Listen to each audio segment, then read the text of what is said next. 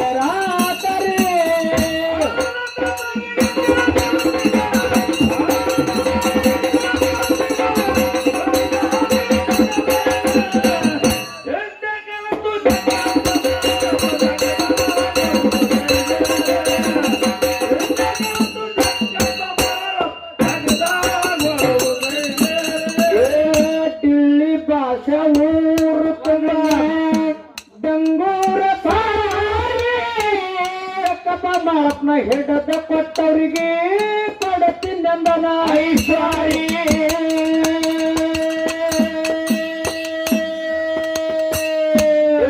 ಭಾಷೆ ಊರು ತುಂಬ ಡಂಗೂರ ತಾರೆ ಒಕ್ಕಪ್ಪ ಮಾಳಪ್ನ ಹಿಡದ ಕೊಟ್ಟವರಿಗೆ ಕೊಡತಿಂದ ಐಶ್ವರಿ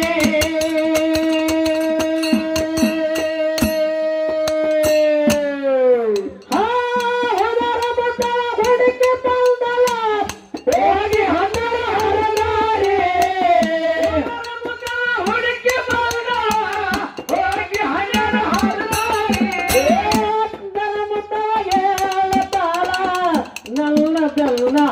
ಬಾರಿ ಕಪ್ಪ ಮಾಲಕ್ನ ಗುರುತ ಹೇಳ್ತೀನಿ ನನ್ನ ಕಲ್ನ ಹತ್ತಿ ಬರ್ರಿ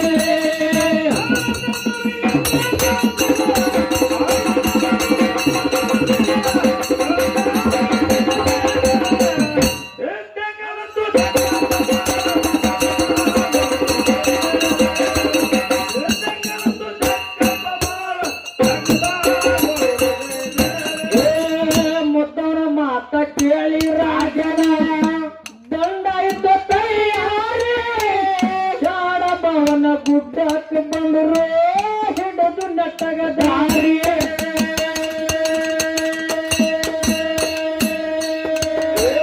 ಮುದ್ದವನ ಮಾತ ಕೇಳಿ ರಾಜನ ದಂಡ ಇದ್ದ ತಯಾರಿ ಜಾಡ ಭವನ ಗುಡ್ಡಕ್ಕೆ ಬಂದರು ಹಿಡಿದು ನಟ್ಟಗ ದಾರಿ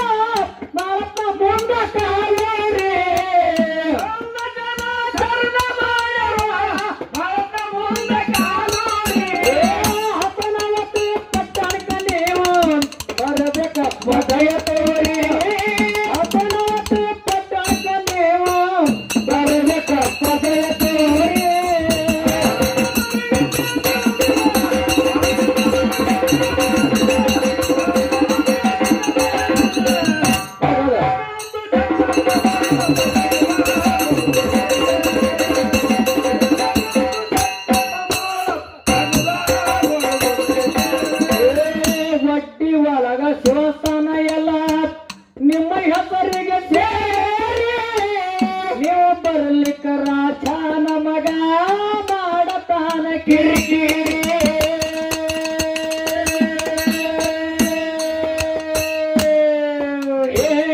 ಒಟ್ಟಿ ಒಳಗ ಶಿವಸ್ಥಾನ ಎಲ್ಲ ನಿಮ್ಮ ಹೆಸರಿಗೆ ಸೇರಿ ನೀವು ಬರಲಿಕ್ಕ ರಾಜನ ಮಗ ಮಾಡತಾನ ಕಿರಿಕಿರಿ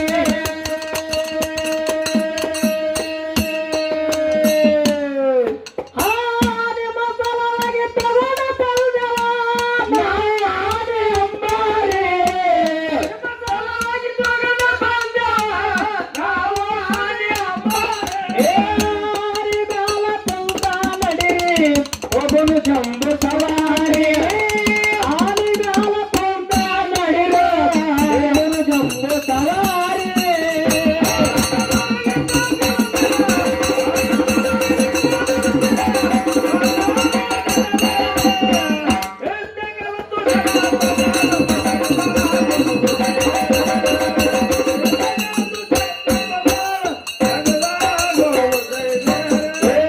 ಹಸನವತಿ ಪಟ್ಟಣದಾಗ ಮೆರವಣಿಗೆ ಹೊಂಟಿದ್ದ ಬಾಳ ಭಾರಿ ಭಾವನ ವೇಷದ ಸಮರಾಯ ನಿಂತು ನೋಡನ ಮಕ್ಕಳ ಮಾರಿ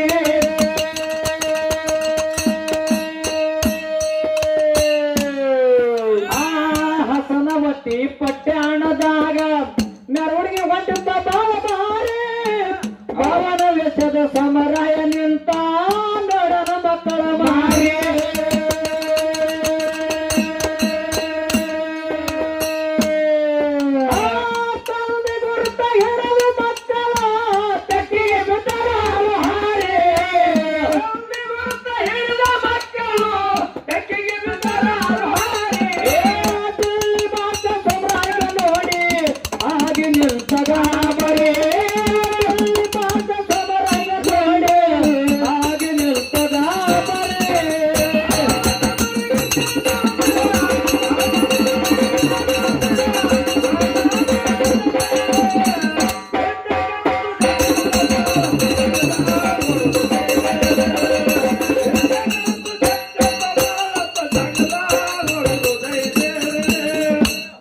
ಅದು ದೈಗಡಗೂಡನ ಅಡಪದ ದೈಗಡಗೂಡನ ಸಂಧಿಗೆ ಹೋಗೋದದು ಇದು ಮಾಳಿಗರಾಯನ ಕಥಾಭಾಗ ಇದು ಮಾಳಿಗರಾಯನ ಕಥಾಭಾಗ್ರಿಪ್ಪ ಜಲಾಭವನ ಗುಡ್ಡದೊಳಗೆ 7 ತಿಂಗಳು ಸಂಧಾರಿಸಿದ್ದೇನು ಮಾಡಿದೆ ಅಂತ ಕೇಳಿದ್ರೆ ಬಿಲ್ಲಾಳ ಸ್ವಾಮರಾಗ ಬಿಲ್ಲು ವಿದ್ಯೆ ದಂಡು ವಿದ್ಯೆ ಎಲ್ಲಾ ವಿದ್ಯೆಗಳಲ್ಲಿ ನಿಪುಣ ಮಾಡಿದ. ಹೌದು. ಸೋಮರಾಯ ಗೌಡಗೆ ಕರೆದು ಹೇಳ್ತೀನಿ ಸೊನ್ನಾರಿಸಿದ್ದು ಹೇಳ್ತಾರ. ಏನ್ ಹೇಳ್ತಾನ್ರಿಪ್ಪ? ಏ ಸೋಮರಾಯ, ನರ್ಮದ ಹೊಳಿನಲ್ಲ ಡಿಳ್ಳಿ ಭಾಷಣ ಪಟ್ಟಣದಲ್ಲಿ ಏನು ಹಳ್ಳಿ ಹಣಮರಗ ಡಿಳ್ಳಿ ಭಾಷಣ ಪಟ್ಟಣದೊಳಗ ಸೌತಿ ಮಕ್ಕಳಿಗೆ ಕದನ್ ಹತ್ತೈತಿ. ಕದನ ಹತ್ಯದ ಸೌತಿ ಮಕ್ಕಳ ಪಾಲು ಸರಿಯಾಗಿ ಮಾಡಿದ. ಮಾಡಿಪ್ಪ. ಅವ್ರು ಬಹಳ ದಿವಸ ಆಯ್ತು ಅವ್ರದ ಕೆಟ್ಟ ಜಗಳಾಡೋದು, ತಂಟೆ ಹರಿದಿಲ್ಲ. ಅವ್ರ ತಂಟೆ ಕಡ್ದು ಅವ್ರನ್ನೊಂದು ಗತಿ ಗಾಣಿಸಿ ಬಾ, ಅವ್ರಿಗೊಂದು ದಾರಿ ಹೇಳಿ ಬಾ ತಿಳ್ಕೊಂಡ. ಹೌದು ಏಳತ್ತಲ್ಲಿ ಸೊನ್ನಾರಿಸಿದ್ದ ಸೋಮರಾಯ ಗೌಡಗ ವರದ ಹಸ್ತ ಇಟ್ಟೆ ಹೇಳ್ದ. ಹೇಳರಿಪ್ಪ. ಅವಾಗ ಗುರುವಿನ ಬಿರುದೆಲ್ಲ ತಗೊಂಡ ಸೋಮರಾಯ ಗೌಡ ಭಾವನೆ ವೇಷ ಹಾಕೊಂಡ. ಎಲ್ಲಿ ಬರ್ತಾನ್ರಿಪ್ಪ? ಗುಡ್ಡದ ಹೊರಗೆ ಹಾಯ್ದು ಬರುವಂತ ಟೈಮ್ಗಳಿಗೆ ಶಾರಿಗೆ ನೋಡ್ಲ ಕೆತ್ತಿ ತನ್ನ ಕಾಲಿಗೆ ಕಟ್ಟಿಕೊಂಡು ಬಂದ. ಡೆಳ್ಳಿ ಹಸನಾವತಿ ಪಟ್ಟಣ ಅಭಿಷೇಕ ನಿಂತ. ಏನ್ ಮಾಡ್ತಾನ್ರಿಪ್ಪ? ಡೆಳ್ಳಿ ಭಾಷಣ ಪಟ್ಟಣ ಇರ್ತಕ್ಕಂತ ನಾಡ ನಗರ ಜನ ಎಲ್ಲ ಪಟ್ಟಣ ಇರ್ತಕ್ಕಂತ ರೈತರಣ್ಯರೆಲ್ಲ ಇವ್ ನೋಡ್ತಿದ್ರು. ಕರೆ ನೋಡ್ಲಿಕ್ಕೆ ಬಹಳ ಸುಂದರ ಕಾಣ್ತಿದ್ದ. ತೇಜಿದ್ದ ಮಣಗಣ ಮುಖದಾಗ ಕರೆ ಕಾಲಾಗ ಹುಲ್ಲಿನ ಬಿರುದು ಕಟ್ಟಿದ್ದ. ಬಿರುದು ಯಾಕೆ ಕಟ್ಟಿದಾರಿಪ್ಪ ಹಂಗ? ಎಲ್ಲಾರು ಕೇಳ್ತಾರೆ, ಅಲ್ಲಪ್ಪ ನೀವು ಯಾವ ದೇಶದವ ಯಾವ ನಾಡದವ, ಯಾಕೆ ಬಂದಿರಿ, ಯಾತಕ್ಕಾಗಿ ಬಂದಿದೆ ಅಂತ ಹೇಳಿ ಡೆಲ್ಲಿ ಭಾಷಣ ಪಟ್ಟಣದಾಗ ಹಣಬ್ರ ಕೇಳಿದಾಗಂದ. ಈ ಡೆಲ್ಲಿ ಭಾಷಣ ಪಟ್ಟಣದಾಗ ಹಳ್ಳಿ ಹಣಬರ ಬಾಳ ಕೆಟ್ಟರತ್ತ, ಬಾಳ ಬಂಡ್ರ, ಬಾಳ ದುಷ್ಟದರ್ಥ, ಬಾಳ ಶಕ್ತಿವಾನ್ರದರ್ಥ. ಅವ್ರ ಜೋಡಿ ವಿದ್ ಮಾಡಕ್ ಬಂದಿನಿ. ಸುಮ್ಮನೆ ವಿದ್ ಮಾಡಂಗಿಲ್ಲ. ನನ್ನ ಕಾಲಾಗ ಕಟ್ಟಿರ್ತಕ್ಕಂತ ಹುಲ್ಲಿನ ಬಿರುದು ಹರಿದ್ರ ಅವ್ರ ಜೋಡಿ ವಿದ್ ಮಾಡ್ತೀನಿ ಅಂದ. ಅದಕ್ಕೆ ಮೊದಲು ಅವ್ರ ಏನಂದ್ರ, ಮೊದಲು ನಮ್ಮ ಕೆಬ್ಬಣ ಸರ್ಪಳೆ ಹರಿಣಿ ಅಂದ್ರು. ಕೆಬ್ಬಣ ಸರ್ಪಳೆ ಹರಿಣಿ ಮುಂದ ವಿದ್ ಮಾಡಕತ್ತಿ. ನಮ್ಮ ಆನಿ ಕಟ್ಟುವಂತ, ನಮ್ಮ ರಾಜವಾಡದೊಳಗೆ ಆನಿ ಕಟ್ಟುವಂತ ಸರಪಳಿ ಅದ. ಆ ಸರಪಳಿ ಹರಿ ಹಿಂದಿನ ಹುಲ್ಲು ಬಿರು, ಅದು ಹುಲ್ಲು ಬಿರುದೇನ ಕ್ಷಣ ಮಾತ್ರದಲ್ಲಿ ಹರಿತೀವ ತಿಳ್ಕೊಂಡ. ಅವ್ರಿಗೆ ಸರಪಳಿ ಹಚ್ಚಿ ಹಿಂದೆ 200 ಆಳ, ಮುಂದೆ 300 ಆಳ ಹಿಡ್ಕೊಂಡ ಮಗ್ಗಲಿ ತಾಡೆ ಮಂದಿ, ಈ ಕಡೆ ತಾಡೆ ಮಂದಿ, 4 ಕಡೆ ಸರಪಳಿ ಹಚ್ಚಿ ನಿಂತಾಗ ಸೋಮರಾಯ ಗೌಡ ಮುಂದೆ ಜಾಟ್ನಿ ಹೊಡೆದ್ರೆ ಹಿಂದಿನ ಜನ ಮುಂದೆ ಬಿಡ್ತಿತ್ತ, ಹಿಂದೆ ಜಾಟ್ನಿ ಹೊಡೆದ್ರೆ ಹಿಂದಿನ ಜನ ಮುಂದೆ ಬೀಳ್ತಿತ್ತ. ಈ ಕಡೆಯಿಂದ ಎತ್ತು ಹೋಗಿದ್ರಿ, ಈ ಕಡೆ ಬೀಳ್ತಿತ್ತು, ಈ ಕಡೆ ಎತ್ತು ಹೋಗಿದ್ರಿ. ಯಾಕಂದ್ರೆ ಗುರುವಿನ ಮಹಿಮ ಹಂಗದ. ಗುರುವ ಜ್ಞಾನ ಕಲಿಸಿದ ಅಂತ ಶಕ್ತಿ ಅವನಲ್ಲಿ ಕೊಟ್ಟಿದ್ದ, ವಿದ್ಯೆನೆ ಕೊಟ್ಟಿದ್ದ ಹಂಗವ. ಅವಾಗ ಸೋಮರಾಯ ಗೌಡ ಕಬ್ಬಿಣ ಸರಪಳಿ ಹರಿದು ಹೋಯ್ತಾ. ಹಳ್ಳಿಯ ಹಣಮರ ದಂಡೆಲ್ಲ ಅಪಮಾನವಾಯಿತು. ಹೌದ್ರಿಪ್ಪ. ಸೋಮರಾಯ ಕರಿತಾನ, ವಿದ್ಯುಕ್ ಬರಿ ಅಂತೇಳಿ ಅವಾಗ ಓಡಿ ಬಂದ. ಕಾಲಾಗ ಕಟ್ಟಿರ್ತಕ್ಕಂತ ಹುಲ್ಲಿನ ಬಿರುದ ಹರಿಬೇಕಂದ್ರ 500 ಮಂದಿ ಜಗ್ಗಿ ಬಿದ್ದಿರೋದು, ಹುಲ್ಲಿನ ಬಿರುದು ಹರಿಲಿಲ್ಲ. ಅವಾಗ ಡೆಳ್ಳಿ ಹಸನಾವತಿ ಪಟ್ಟಣದಾಗ ಬಾದ್ರ ಭಾಷೆ ಇದ್ದ. ಅವಾಗ ಕೇಳ್ದ, ನೀ ಎಷ್ಟು ಬಲಿಷ್ಠದಿಯಲ್ಲಪ್ಪ, ನೀವು ಯಾವ ನಾಡದವ, ಯಾವ ಗ್ರಾಮದವ, ನಿನ್ನ ನಾಮ ಯಾವದ, ನಿನ್ನ ಘಾಮ ಯಾವದ ಅಂದಾಗ ಸಾಮ್ರಾಯ ಹೇಳ್ತಾನಲ್ಲಿ ಭಾಷಾಗ. ಏನ್ ಹೇಳ್ತಾನ್ರಿಪ್ಪ ಸಾಮ್ರಾಯ? ಸಾಮ್ರಾಯ ಹೇಳ್ತಾನ, ನಾನು ಹುಟ್ಟುಟ್ಟಿಗೆ ಹೊರದೇಶಿ, ಬೆಳೆಯುತ್ತ ಪರದೇಶಿ, ನಾನು ಬಂಗಾಲಿ ದೇಶದ ಭಾವ ಇದ್ದೀನಿ. ನನಗೆ ಹಿಂದಿಲ್ಲ, ಮುಂದಿಲ್ಲ, ಮಕ್ಕಳಿಲ್ಲ, ಮರಿಯಿಲ್ಲ, ಬಂದಿಲ್ಲ, ಬಳಗಿಲ್ಲ, ಯಾರು ಇಲ್ಲ, ನಾ ಒಂಟಿ ಭಾವ ಇದ್ದೀನಿ ಅಂದ. ಸಂಸಾರ ನನಗಂದವ. ಅವಾಗ ಡೆಳ್ಳಿ ಭಾಷೆ ಅಂದ, ಇಂಥ ಭಾವ ನಮ್ಮ ನಾಡಿಗೆ ಬಂದಿದ ನಮ್ಮ ಪುಣ್ಯದ, ಇಂಥ ಸೋರ ನಾವು ಎಂದೆಂದು ನೋಡಿಲ್ಲ ಅಂತಕ್ಕಂತ ವಿಚಾರ ಇಟ್ಟುಕೊಂಡು ಸೋಮರಾಯ ಗೌಡಗ ಕರ್ಕೊಂಡ ಹೋದ. ಮುಂದೆ ಎಲ್ಲಾ ಯುದ್ಧದೊಳಗ ಸೋಮರಾಯ ಗೌಡ ಗೆದ್ದ. ಇಡೀ ದಿಲ್ಲಿ ಭಾಷೆನ ಪಟ್ಟಣವೆಲ್ಲ ಗೆದ್ದ ಸೋಮರಾಯ. ಹೌದ್ರಿಪ್ಪ. ಗೆದ್ದ ರಾಜಕೀಯ ಮಾಡಕತ್ತಿದ ಗಾದಿ ಮೇಲೆ ಕುಂತು. ಅವಾಗ ಅವ್ರ ಪಗಡೆ ಆಟದೊಳಗ ಹಳ್ಳಿ ಹಣಮರು ಸೋತಿದ್ರು. ಹಳ್ಳಿ ಹಣಮರು ಬಾದರ ಭಾಷೆಗೆ 2 ಹೆಂಡ್ರು. ಬಾದರ ಭಾಷೆಗೆ 2 ಹೆಂಡ್ರು. ಒಬ್ಬಕ್ಕಿ ಹೊಟ್ಟಿಲಿ 7 ಮಂದಿ ಹುಟ್ಟಿದ್ರು, ಒಬ್ಬಕ್ಕಿ ಹೊಟ್ಟಿಲಿ ಒಬ್ಬ ಭಾಷೆ ಹುಟ್ಟಿದ. ಅಲ್ಲಿ ಏನು ಜಗಳ ಬಿದ್ದಿತ್ತು ಅವ್ರಿಗೆ ಅಂತ ಕೇಳಿದ್ರ, ಏನ್ರಿಪ್ಪ ಜಗಳ? ಆ 7 ಮಂದಿ ಹಣಮರಿ ಏನತ್ತಿದ್ರು, 8 ಪಾಲಾಗಬೇಕು ತಂದಿ ಆಸ್ತಿ ಒಳಗತ್ತಿದ್ರು. ತಂದೆ ಆಸ್ತಿ ಒಳಗೆ 8 ಪಾಲಾಗಬೇಕು. 7 ಮಂದಿ ಅವರು, ಒಬ್ಬ ಭಾಷೆ 8 ಪಾಲಾಗ್ಲಿತ್ತ ಅವ್ರ ಹತ್ತಿದ್ರು. ಇನ್ನೊಬ್ಬಕ್ಕಿ ಹೆಂಡತಿ ಹೊಟ್ಟೆಲಿ ಇರ್ತಕ್ಕಂಥ ಒಬ್ಬ ಮಗ ಏನಿರ್ತಿದ್ದ, 2 ಪಾಲಾಗಬೇಕು. ಹಿಂಗ ಬಹಳ ದಿವಸ ಕಥೆ ನಡೆದಿತ್ತು. ಅವಾಗ ಆ ಭಾಷೆನಲ್ಲಿ ಬಂದು ಸೌತ್ಯ ಮಕ್ಕಳ ಪಾಲ ಸರಿಯಾಗಿ ಮಾಡ್ಬೇಕಂತೇಳಿ ಆ ಹಣಮರಿಗೆಲ್ಲ ಹೊಡೆದ.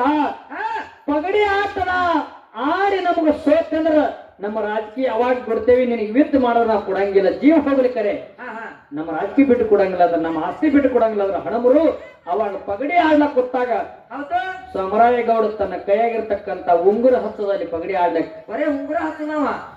ಅವ್ರ ಎಟ್ಟ ಜಿನಗಾನೆ ಆಸೆ ಇತ್ತಲ್ಲ ಅಷ್ಟು ಕಿಮ್ಮತ್ತೆಂದು ಬರೀ ಒಂದು ಉಂಗುರಿತ್ತ ಒಂದು ಕೈಯಾಗ ನೋಡ್ರಿ ಅಲ್ಲಿ ಗುರು ಕೊಟ್ಟಿರ್ತಕ್ಕಂತ ಒಂದು ಶಿಕ್ಯಾದ ಉಂಗುರಿತ್ತು ಸಮರಾಯನ ಬಲಿ. ಹೌದು ಅದನ್ನ ಹಚ್ಚಿ ಆಡಿದ ಹಾ ಎಲ್ಲಾ ಹಣಮರ ರಾಜಕೀಯ ಎಲ್ಲ ಗೆದ್ದ. ಹೌದು ಗೆದ್ದರು ಸಹಿತ ಅವಾಗ ಕೊಡುವಂತ ಕೆಲವೊಂದೊಂದು ವಸ್ತುಗಳು ಇನ್ನೂ ಅವ್ರು ಕೊಡುವಂತ ಬೆಲೆ ಬಾಳುವರ್ತಕ್ಕಂಥ ವಸ್ತುಗಳು ಇನ್ನೂ ಕಡಿಮೆ ಬಿದ್ದು ಸಮರಾಗಿ ಕೊಡುವುದು ಬಾಕಿ ಉಳಿತು. ನೋಡ್ರಿ ಇದು ಒಟ್ಟು ಸೋತು ಕೊಟ್ರು ಎಲ್ಲಾ ಸೋತು ಕೊಟ್ಟರು ಇನ್ನ ಕೊಡ್ಬೇಕಾಯ್ತು. ಅವಾಗ ಸಮರಾಯ ಅಂದ ಹಾ ಹಾ ಅದು ಏನು ನೀವು ಕಟ್ಟಿರಿ ಕಿಮ್ಮತ್ತು ಅಷ್ಟು ಕೊಟ್ರೆ ನಿಮ್ ಬಿಡ್ತೀನಿ ಇಲ್ಲಂದ್ರೆ ಜೀವ ಹೊಡಿತೀನಿ ಅಂದಾಗ ಅವಾಗ ಅಂದ್ರ ಅವ್ರು ಏನಂತಾರಿಪ್ಪ ನಮ್ಮ ಆಸ್ಥಾನದೊಳಗ ಒಂದು ಗವಿ ಐತಿ. ಗವಿ ಅದ್ರಿಪ್ಪ ಆ ಗವಿ ಒಳಗೆ ಒಟ್ಟಿ ಒಳಗೆ ಶಿವಸ್ಥಾನದ ಅಂತೇಳಿ ನಮ್ಮ ಪೂರ್ವಜರು ಹೇಳ್ಕೊತ ಬಂದಾರ. ಆ ಮನಿ ಬಾಗಲ ತೆರೆದಂಗಿಲ್ಲೇ ನಾವು ಹೋಗೇ ಇಲ್ಲ, ಒಳಗ ನೋಡೇ ಇಲ್ಲ. ನೋಡಲ್ ಹೊಟ್ಟೆನೂ ಅದೇ ನಮ್ ಹಿರಿಯರು ಹೇಳ್ಯಾರ ಅಲ್ಲಿ ಹೋಗ್ಬೇಡ್ರಿ, ಅಲ್ಲಿ ಜ್ವಾಳ ಬಗದ್ರೆ ಎಳ್ಳಾಗಿ ಬೀಳ್ತಾವ, ಹಾ ಹಾ ಆವಾಗ ಹರಿದಾಡ್ತಾವ, ಚೇಳಾಗಿ ಚಿಮ್ಮಿಡ್ತಾವ, ಬೆಂಕಿಯಾಗ ಉರಿಯಾಡ್ತಾವ, ಆ ಕೋಲಿಗೆ ಮಾತ್ರ ಹೋಗ್ಬೇಡ ಅಂದಾರ ಹಿರಿಯರು. ಹಿರಿಯರು ಹೇಳ್ಯಾರ ನಮ್ಗ ನಮ್ಮಲ್ಲಿ ಎಷ್ಟ ಐತಿ ಅಷ್ಟು ಸಂಪತ್ತು ತೋರಿ ಬೇಕಂದ್ರ ಆ ಕೋಡಿ ಒಂದು ತೆರೆದಾದ್ರ ಏನದಾವ ಎಲ್ಲ ಒಯ್ರಿ ಅಂದ್ರು. ವೈರಿ ಅಂದ್ರು ಸೋಮರಾಯಿ ಹೇಳಿದ್ರಂಗ ಸಮರಾಗಿ ಹೇಳಿದಾಗ ಅಮ್ಮ ಹೋಗಿ ನೋಡ್ದ ಕೋಲಿ ತೆರೆದು ಒಳಗ ಹೌದು ಅದು ಒಡ್ಡಿ ಒಳಗ ಶಿವಸ್ಥಾನದ ವ್ಯವಸ್ಥಿತ ಮನಿ ಇತ್ತು. ಅವಾಗ ನೋಡ್ದ ಆ ಒಡ್ಡಿ ಒಳಗ ಶಿವಸ್ಥಾನದ ಮೇಲೆ ಮಾಳಿಂಗರಾಯಂದ ಶಿಲಾಲಿಪಿ ಇತ್ತು. ಹಾ ಓದ ಸೋಮರಾಯ ಸಮರಾಯಿ ನೋಡ್ದ ಶಿಲಾಲಿಪಿ ಓದದ ಜಾತ ಜ್ಯೋತಿ ಜಕ್ಕಪ್ಪ ಮಾಳಪ್ಪನ ಕೈವಶ ಆಗ್ಬೇಕಂತೇಳಿ ಬರೆದಿತ್ತು. ಹೌದು ಇಲ್ಲಿ ಅವ ಸಮರಾಯ ಜಾತ ಜ್ಯೋತಿ ಮಕ್ಕಳು ನನ್ನ ಅದಾವ, ನನ್ನ ಮಕ್ಕಳು ಬಂದಾಗ ಅವ್ರ ಕೈವಶ ಹಾಕಂತ ಹೇಳಿಲ್ಲ. ಯಾಕಂದ್ರೆ ಮೊದಲು ನನಗೆ ಯಾರು ಇಲ್ಲ ಅಂತ ಹೇಳಿದ್ದ ಇವ. ಹಾ ನಾ ಬಾವಾಗಿನ ತಿಳಿದ ಇವ ಅದಕ್ಕಾಗಿ ಸಮರಾಯಿಗಳು ಸಂಶಯ ಬಂದು ಏನ್ ಹೇಳ್ದ ಅವ್ರಿಗೆ, ಹಾ ಹಾ ಒಂದೇ ತಾಯಿ ಹೊಟ್ಟಿಲೆ ಎರಡು ಜಾತ ಜ್ಯೋತಿ ಯಾರ ಮಕ್ಕಳು ಹುಟ್ಟ್ಯಾರ ನೋಡ, ಹೌದು ಅವ್ರನ್ನ ತಗೊಂಡು ಬರ್ರಿ, ಅವಾಗ ಇವೆಲ್ಲ ನಮ್ ಕೈವಶ ಹಾಕೋ ಅರ್ಥನ ಆಗಂಗಿಲ್ಲ ಅಂತಂದಾಗ ಹಾ ಹಾ ಅವ್ರ ಹಣಮರಿ ಏನ್ ಮಾಡಿದ್ರ ಅಂತ ಕೇಳಿದ್ರೆ 12 ದಾರಿಗೆ 12 ಸಾರ ಗುದ್ರ ಬಿಟ್ಟು ಹುಡುಕ್ಯಾದ್ರು ಯಾರು ಸಿಗ್ಲಿಲ್ಲ.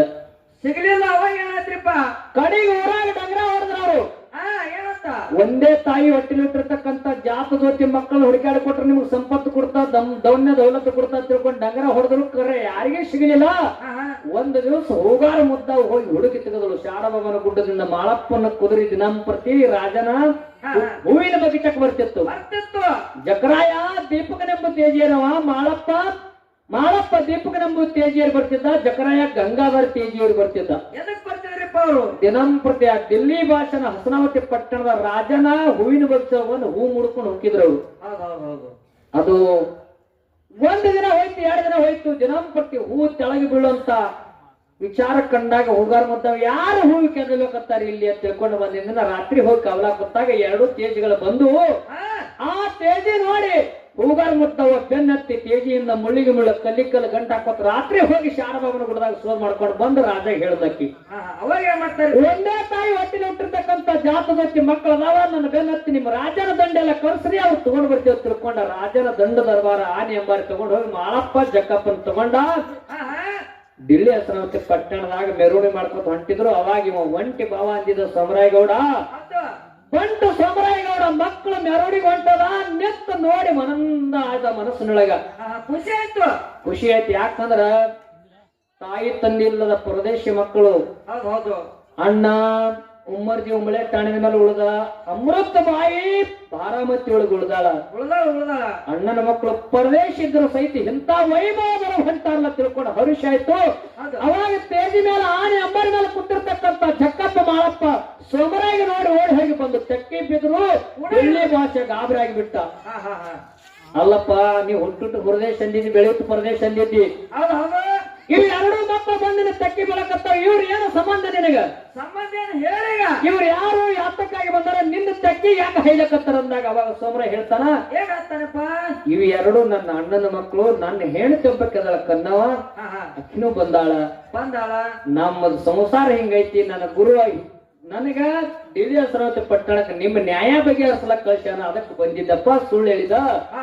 ಇನ್ನು ಮುಂದ ನನ್ನ ಅಣ್ಣನ ಮಕ್ಕಳು ಅವ್ರು ಎಷ್ಟು ದಿನ ಇರ್ತಾರೆ ಈ ಗಾದಿ ಮೇಲೆ ಕೂತು ಈ ರಾಜಕೀಯ ಅವ್ರು ಮಾಡ್ತಾರೆ, ಇನ್ನು ನಾ ಹೋಗ್ತೀನಿ ಅಂತ ತಿಳ್ಕೊಂಡ ಸಮರಾಯಿ ಹೇಳಿ ಅಲ್ಲಿಂದ ಬಂದ. ಜಕ್ಕಪ್ಪ ಮಾಳಪ್ಪರ ಪವಾಡಿ ಏನ್ ಮಾಡಿದ್ರು ಅನ್ನೋದು ಕೇಳ ಹೇಳ್ರಿ.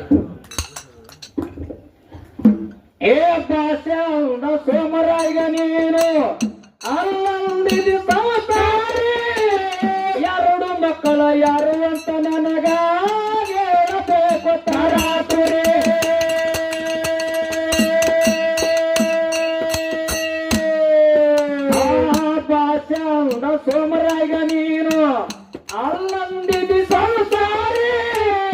ಎರಡು ಮಕ್ಕಳು ಯಾರು ಅಂತ ನನಗ ಹೇಳಬೇಕು ತಾರಾತ್ರಿ.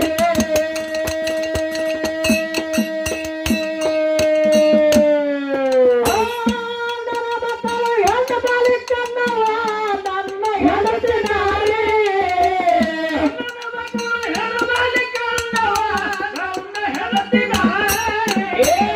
ಇತ್ತ ಮಾತ ಇದ್ದಂಗ ಗೆಳಿಗೌಡ ಹೊಂಟ ಅಲ್ಲಿಂದ ಜಾರಿ. ಇತ್ತ ಮಾತ ಇದ್ದಂಗ ಗೆಳಿಗೌಡ ಹೊಂಟ ಅಲ್ಲಿಂದ ಜಾರಿ.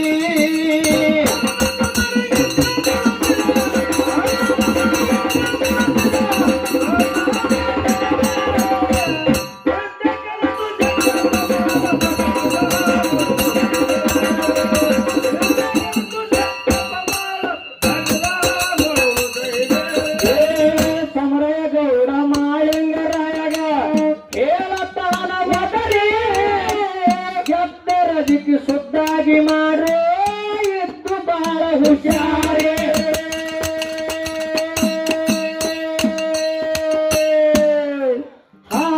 ಸಮರಗೌಡ ಮಾಳಿಂಗರಾಯಗ ಹೇಳತಾನ ಒದರಿ ಎದ್ದರದಿಕ್ಕಿ ಸುದ್ದಾಗಿ ಮಾಡ್ರೆ ಇದ್ದು ಬಾಳ ಹುಷಾರಿ.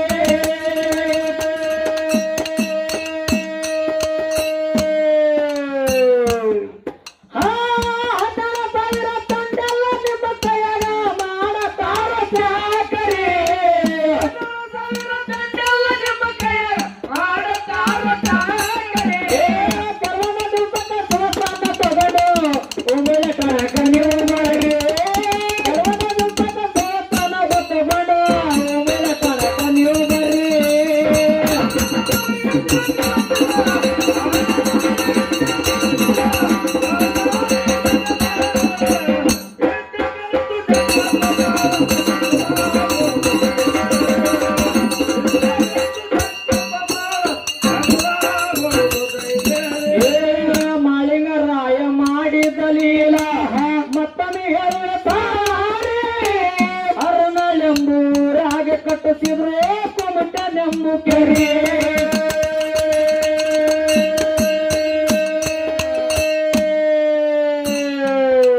ಅವಾಗ ಸಮರ ಇವರ ಮಕ್ಕಳಿಗೆ ಹೇಳಿದ, ಹೌದಪ್ಪ ಹೌದು ಏನ್ ಹೇಳ, ನಾ ಗೆದ್ದ ರಾಜಕೀಯ ನೀವು ಬಹಳ ಸುದ್ದಾಗಿ ಮಾಡಿರಪ್ಪ. 12,000 ದಂಡೆಲ್ಲ ನಿಮ್ಮ ಕೈಯಾಗ ಕೆಳಗ ಚಾಕ್ರಿ ಮಾಡ್ತಾರ. ಹೌದಪ್ಪ ಹೌದು. ನೀವ್ ಏನ್ ಹೇಳ್ದಂಗೆ ಕೇಳ್ತಾರ. 12,000 ದಂಡೆಲ್ಲ. ಹೌದು. ಮಳಪ್ಪ ಮಳಪ್ಪ ನೆಲಮನಿ ಒಳಗ ಒಡ್ಡಿ ಒಳಗ ಶಿವಸ್ಥಾನದ ತಗೊಂಡು ಕೆಲವೊಂದು ದಿವಸ ಆದ ಬಳಿಕ ಉಮ್ಮರ್ಜಿ ಗ್ರಾಮಕ್ಕೆ ಬರ್ರಿ ತಂದೆಗೆ ಮಾತು ಕೊಟ್ಟ ಪ್ರಕಾರ 24 ವಯಸ್ಸು ತುಂಬಿದಾಗ 12,000 ದಂಡ ತಗೊಂಡು ಬಂಡರನ್ನ ಹೌದು ಶಂಡ ಕಡದು ಚಕ್ಕರೆ ಗಟ್ಟಿ ಕಟ್ಟಿಸರಿ, ರುಂಡ ಕಡದು ರುದ್ರ ಗಟ್ಟಿ ಕಟ್ಟಿಸರಿ, ತಂದಿ ಮಾತ ಮುಟ್ಟು ಸರಿ ತಿಳ್ಕೊಂಡು ಸಮರಾಯಿ ಹೇಳಿದ. ಹೌದಪ್ಪ ನಿನ್ನೆ ದಿವಸ ಸಮರಾಯದೊಳಗ ಹೇಳಿಕೆ ಅದೇ ಕಟ್ಟಿ ಮೇಲೆ ಹೇಳಿಕೆ ಆಗ್ಯಾವ. ಹೌದಪ್ಪ ಹೌದು. ಅಂತ ದಂಡಿಗೆ ಐತಿ ನೋಡ್ರಿ. ನಾ ಹೇಳ್ತಾರ 12,000 ದಂಡ ಅಲ್ಲಿ ನಿಮ್ಮ ಕೈಯಾಗ ಚಾಕ್ರಿ ಮಾಡ್ತೈತಿ. ಅವಾಗ ಮಾಡಪ್ಪ ಒಳ್ಳೇದ ತಿಳ್ಕೊಂಡ ತಂದಿ ಮಾತ ಸಮರಾಯನ ಮಾತು ಕೇಳಿ ಅಲ್ಲಿ ಏನ್ ಮಾಡಿದ್ರಂತ ಕೇಳಿ ದೇವಿ ಹಸನಾವತಿ ಪಟ್ಟಣದಾಗ ಇವರು ಜಕ್ಕಪ್ಪ ಮಾಳಪ್ಪ ಮುಂದೆ ಅವ್ರ ಕೈಯಾಗ ರಾಜಕೀಯ ಬಂದಾಗ ಹೌದು ಹರನಾಳೆಂಬ ಊರ ಕುಮಟನೆಂಬ ಕೆರೆ ಕಟ್ಟಿಸಿದ್ರ ಆ ಭಾಗದ ಜನರಿಗೆಲ್ಲ ಅನುಕೂಲ ಆಗಲ್ಲ ಅನ್ನೋ ಉದ್ದೇಶದಿಂದ. ಹೌದಪ್ಪ ಹೌದು ಹೌದು. ಇದೆಲ್ಲಾ ಇತಿಹಾಸಗಳು ಬಹಳ ಗುಮ್ಮದಾವ. ಹೌದಪ್ಪ. ಏ ಮಾಳಿಂಗರಾಯ ಮಾಡಿದ್ದಲಿಲ್ಲ ಮತ್ತೊಮ್ಮೆ ಹೇಳುತ್ತಾರೆ. ಹರನಾಳೆಂಬ ಊರ ಹಾಗೆ ಕಟ್ಟಿಸಿದ್ರು ಕುಮಟನೆಂಬ ಕೆರೆ.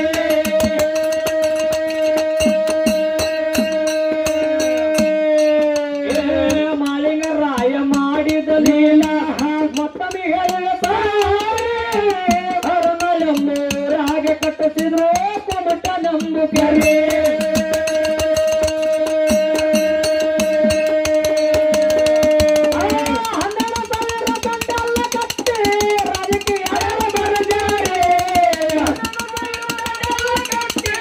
ರಾಜಕೀಯ